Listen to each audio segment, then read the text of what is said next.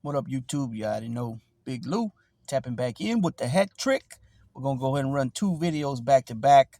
This one right here is going to be another short one, but it's something to give you guys something to listen to, feed off of, and give some feedback if you guys don't agree with what I'm saying, or if you want to take it in another direction, or whatever it is. Questions for me, concerns, comments, whatever it is.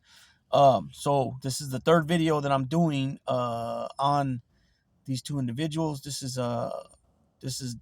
so I did one about them signing for the fight. I did another one leading up to the fight, and now this one is the results, the aftermath of the fight. And that was the March 25th bout at super middleweight between David, the Mexican monster Benavidez, out of Phoenix, Arizona, La Bandera Roja, and Caleb Sweet Hands Plant out of Tennessee, now by way of Las Vegas. The former IBF, as a matter of fact, he was the former IBF super middleweight champion. He lost that title to Canelo Alvarez. And David Benavidez is the current interim WBC super middleweight champion. And he's also a 2-time former WBC middleweight champion. Former, I said. 0 losses. If you guys are not aware of what happened there, he gave up a dirty test, a UA for cocaine. Title was stripped. Another time he couldn't make weight. Title was stripped.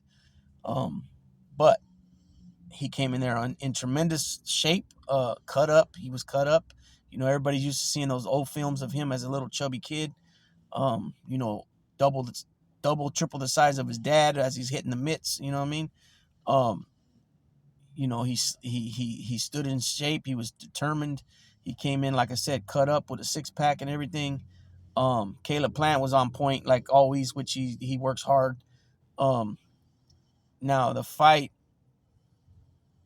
David Benavidez whooped his ass, right? I mean, as you can tell from the thumbnail, as I'm saying this right now, I haven't used the thumbnail yet, but I have 3 of them that I'm gonna pick from, and it's clear in the picture that Plant is busted up. So Plant started off pretty well, in my opinion. The first, I would say, 5 rounds, maybe 6 rounds, I would say he was leading 4-2, 4 rounds to 2 after 6 rounds. 3 rounds to 2 after 5 rounds. And then, like what he does most of the time, not most of the time, but he does it a lot. He ends up running out of gas. And, then by that time, also though, in my opinion, David Benavidez was patient. Because David Benavidez, for being a big guy, the size he is, he throws some pretty fast punches with a lot of power behind it, and he throws volumes of punches. He'll throw 3, 4 punches at a time, 5 punches at a time.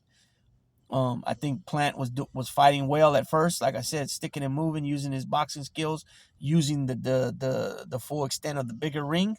But then at some point, David got to him, and David started blasting away and teeing off on his face, and he bloodied him up pretty good.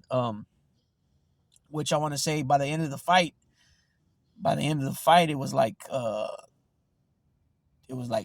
8-4, 8 rounds to 4, 7 rounds to 5, something like that, in my opinion. Because, like I said, after the first 6 rounds, I had Plant up 4-2.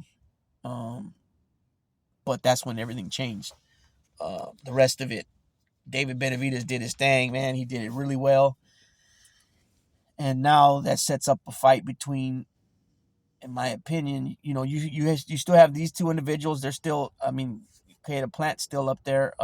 Also, what's his name? David Morrell's the WBA regular champ. He only has like 9 pro fights though. So it's clear that it's the king at 168, which is Canelo, and now David Benavidez. Now, when it comes to this fight, this is a big difference. This is a huge difference of a fight, because if Canelo and David Benavidez gets in the ring together, he's not going to just destroy him like he did Lemieux, right? Canelo has tremendous footwork.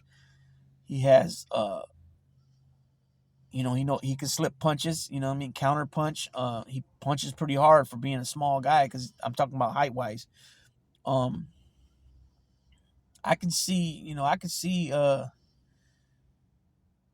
I can see Canelo still winning. I can see David getting a little frustrated with Canelo, and but I can't say definite that Canelo's gonna win. You know what I'm saying? Just like even with this last fight, I couldn't definitely say.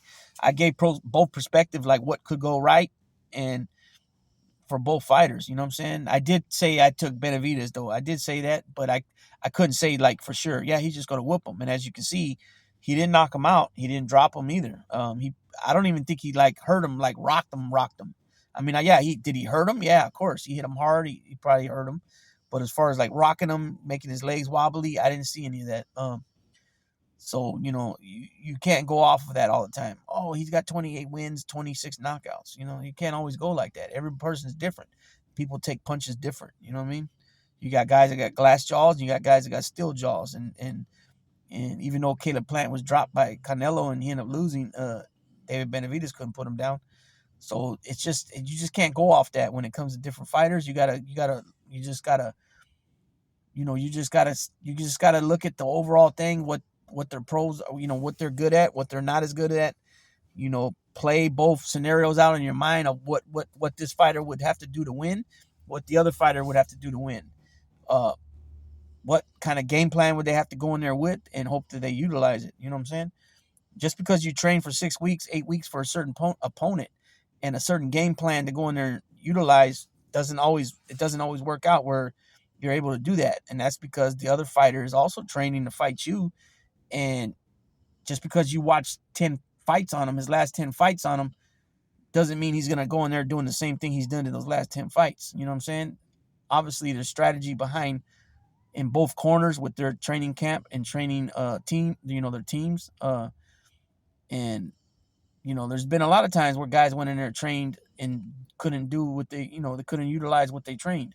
Because why? Because the other fighter adjusted and made adjustments, and anything you tried, they had an answer for it. It is what it is. It's a science to boxing. It's a craft. Just like with everything else in life, you learn as you go and you get better and you learn more and more and more. There's no such thing as a perfect person when it comes to doing anything. Are there good people that can do something? Yes. Are there great people that can do things? Yes. But perfect? No. You know what I mean? So, yeah, it's just so we'll see what happens. Are they going to make that fight or not? I don't know. We'll see what happens. One thing's for sure, though. David Benavidez ain't going nowhere. He's going to, continue to try to conquer this 168 division and then perhaps go up to 175.